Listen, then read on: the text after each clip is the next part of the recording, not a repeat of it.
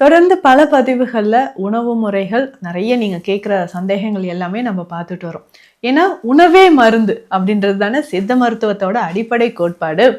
அப்போ உணவு நம்ம சரியா எடுத்துக்கிட்டோம்னா நம்ம உடல் ஆரோக்கியமாக இருக்கும். மருந்து என்பதே தேவைப்படாது இல்லைங்களா? இப்போ காலையில ஹெல்த்தியான ஒரு பிரேக்ஃபாஸ்ட் என்ன சாப்பிடலாம்?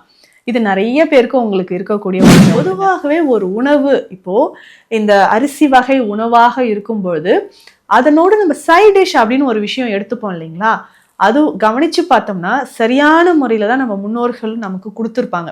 ஆனா நம்ம அதை விட்டுட்டு வெறும் தோசை பொடி வச்சு சாப்பிட்டுக்கிறேன், தோசை சக்கரை வச்சு சாப்பிட்றேன் அப்படின்லாம் நம்ம சாப்பிடும்பொழுது தான் வெறும் கார்போஹைட்ரேட்ஸாக நமக்கு உள்ளே போகும்பொழுது அதற்கான விளைவுகளும் நம்ம ஈஸியாக உங்களுக்கு வயிறு நிறையும். ரொம்ப ரொம்ப ஹெல்த்தியான ஒரு பிரேக்ஃபாஸ்ட் அப்படின்னு சொல்லலாம். ஸோ ரெகுலராக இது எல்லாமே நீங்கள் சாப்பிட்டுட்டு வரலாங்க. அதே மாதிரி இன்னும் ஈஸியாக டைஜஷன் ஆகக்கூடிய ஒரு விஷயம் காலையில் நம்ம எடுக்கக்கூடிய உணவு கார்போஹைட்ரேட்ஸோட புரோட்டீன் சமமாக சேர்ந்திருக்கிற மாதிரி நீங்கள் பார்த்துக்கோங்க. அப்படி எடுக்கும்பொழுது தான் உங்களுக்கு ஃபுல்ஃபில்லாக இருக்கும், வயிறு நிறைஞ்ச மாதிரி இருக்கும். இடையில நம்ம போய் பிரேக் டைமில் திரும்ப பசிக்குது வேறு ஏதாவது ஸ்நாக்ஸ் சாப்பிட்லாம் அப்படின்னு நம்ம தேடாமல் இருப்போம்.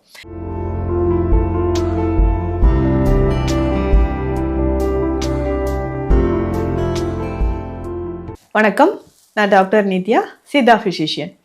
தொடர்ந்து பல பதிவுகளில் உணவு முறைகள் நிறைய நீங்கள் கேட்குற சந்தேகங்கள் எல்லாமே நம்ம பார்த்துட்டு வரோம். ஏன்னா உணவே மருந்து அப்படின்றது தானே சித்த மருத்துவத்தோட அடிப்படை கோட்பாடு.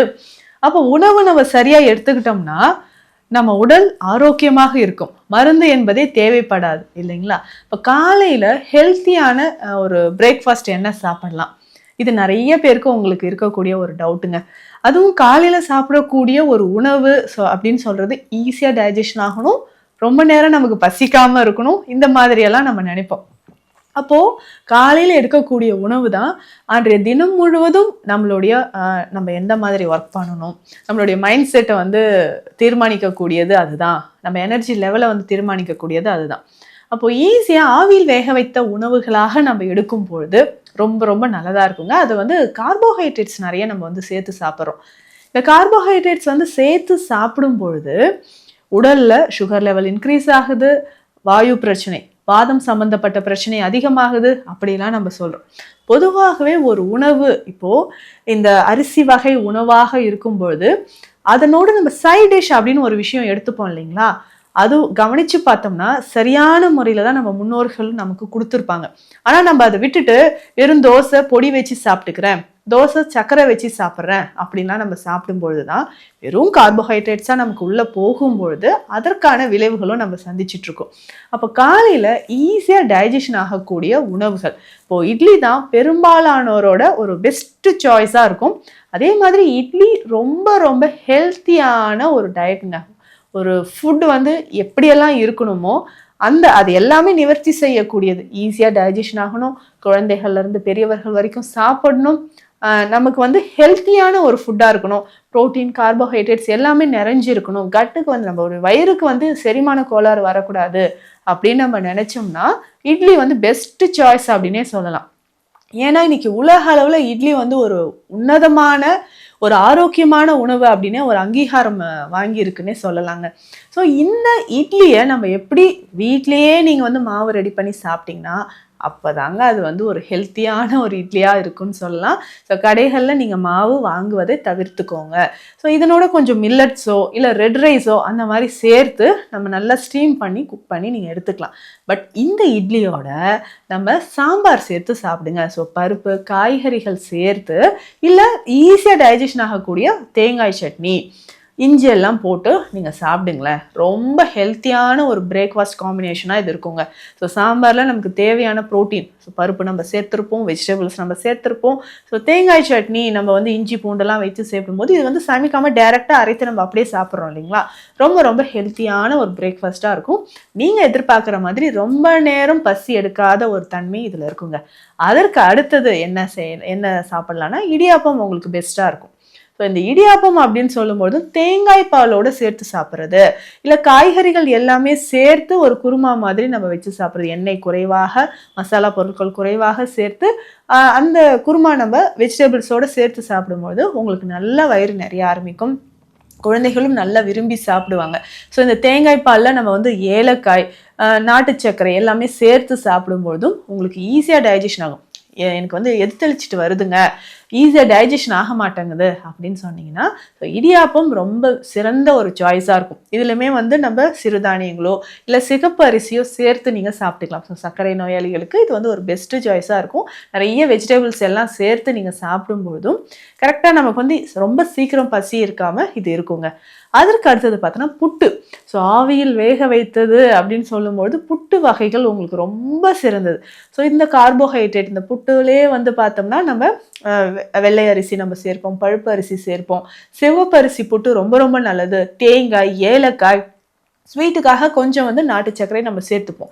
இதனோட நம்ம கடலைக்கறி செய்து சாப்பிடுவோம். அவ்வளோ ட்ரெடிஷ்னல் ஃபுட்டுங்க இது. ஸோ கடலைக்கறி அப்படின்னு சொல்லும்போது அதில் இருக்கக்கூடிய ப்ரோட்டீன் உங்களுக்கு சேருது, இதில் இருக்கக்கூடிய கார்போஹைட்ரேட்ஸ், ஃபைபர்ஸும் நமக்கு சேருது. பெஸ்ட்டு பிரேக்ஃபாஸ்ட்டுங்க காலையில் நம்ம சாப்பிட்ணும் அப்படின்னா இந்த புட்டு, கடலைக்கறி இதை நீங்கள் எடுத்துக்கலாம். அவ்வளோ நல்லது அப்படின்னு சொல்லலாங்க. அதே மாதிரி அடுத்ததாக, அதாவது ஆவியில் வேக வைத்தது அப்படின்னு பார்த்தோம், இந்த நீர் உருண்டை, அதை கொழுக்கட்டை அப்படின்னு சொல்கிறோம். நீர் உருண்டை அப்படின்னும் இதை சொல்லுவாங்க. ஸோ இதுவுமே ரொம்ப ரொம்ப ஹெல்த்தி. உங்களுக்கு எந்த மாவில் வேணாலும் இந்த நீர் உருண்டையை நம்ம செஞ்சுக்கலாம். ஒரு 5-6 உருண்டைகள் உங்கள் சைஸ்க்கு ஏற்ற மாதிரி நம்ம உருண்டைகளை செய்து அதை சாப்பிட்டுக்கிட்டே வரும்போது ஈஸியாக நமக்கு டைஜஷன் ஆக ஆரம்பிக்கும். ஸோ இதுலேயுமே வந்து பார்த்தோம்னா நம்ம வந்து கேழ்வரகு பவுடராக நம்ம யூஸ் பண்ணிக்கலாம். அதே மாதிரி பார்த்தோம்னா சிவப்பரிசியோ இல்லை உங்களுக்கு எந்த மாவில் செய்யணுமோ, மில்லட்ஸில் நம்ம செய்யணுமோ அதை வந்து தாளிதம் செய்து, அதாவது வெங்காயம், நம்ம வந்து இஞ்சி, பச்சை மிளகாய் உங்களுக்கு தேவையானதெல்லாம் போட்டு அது லேசாக வதக்கிட்டு இந்த மாவில் சேர்த்து, இந்த கேழ்வரகுல செய்யக்கூடிய நீர் உருண்டைலாம் ரொம்ப சத்து வாய்ந்ததுங்க. குழந்தைகளுக்கு நம்ம தாராளமாக கொடுக்கலாம்.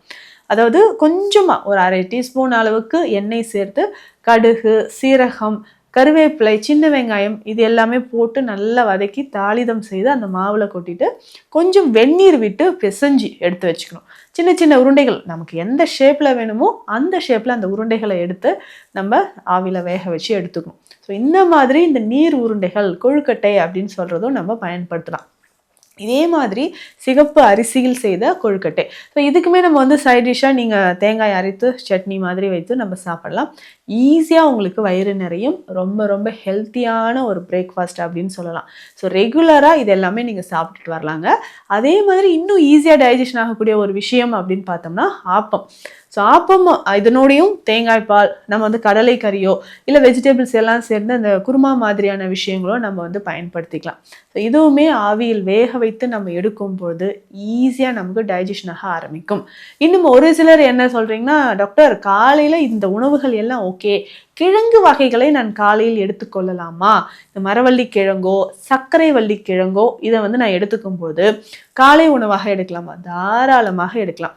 உங்களுக்கு வந்து சர்க்கரை நோய் இல்லாத பட்சத்தில் நீங்கள் ஹெல்த்தியாக இருக்கீங்க, கிட்ஸுக்கெல்லாம் இதை நல்லா வேக வைத்து கிழங்கு வகைகளை கொடுக்கலாங்க. இது கூடவே நீங்கள் வந்து மரவள்ளி கிழங்காக நீங்கள் கொடுக்குறீங்கன்னா இது கூடவே கடலைக்கறியோ இல்லை வெஜிடபிள்ஸோ நம்ம சேர்த்து எடுத்துக்கலாம். ஸோ காலையில் நம்ம எடுக்கக்கூடிய உணவு கார்போஹைட்ரேட்ஸோட புரோட்டீன் சமமாக சேர்ந்திருக்கிற மாதிரி நீங்கள் பார்த்துக்கோங்க. அப்படி எடுக்கும்பொழுது தான் உங்களுக்கு ஃபுல்ஃபில்லாக இருக்கும், வயிறு நிறைஞ்ச மாதிரி இருக்கும். இடையில நம்ம போய் பிரேக் டைமில் திரும்ப பசிக்குது, வேறு ஏதாவது ஸ்நாக்ஸ் சாப்பிட்லாம் அப்படின்னு நம்ம தேடாமல் இருப்போம். ஸோ அதற்கான பெஸ்ட்டு ஒரு டயட் பிளான் தான் இது. இது ஹெல்த்திங்க. நமக்கு வந்து சுகர் இருக்கா, பிளட் ப்ரெஷர் இருக்கா, கொலஸ்ட்ரால் இருக்கா, எல்லாத்துக்குமான ஒரு ஹெல்த்தி பிரேக்ஃபாஸ்ட்னால் இதை வந்து நீங்கள் எடுத்துக்கலாம். ஸோ இந்த மாதிரி பயனுள்ள தகவல்களுக்கு நம்ம பேஜை ஃபாலோ பண்ணுங்கள். சித்த மருத்துவம் தொடர்பான மருத்துவ ஆலோசனைகளுக்கு ஸ்க்ரீனில் இருக்கிற நம்பருக்கு காண்டாக்ட் பண்ணுங்கள். நன்றி.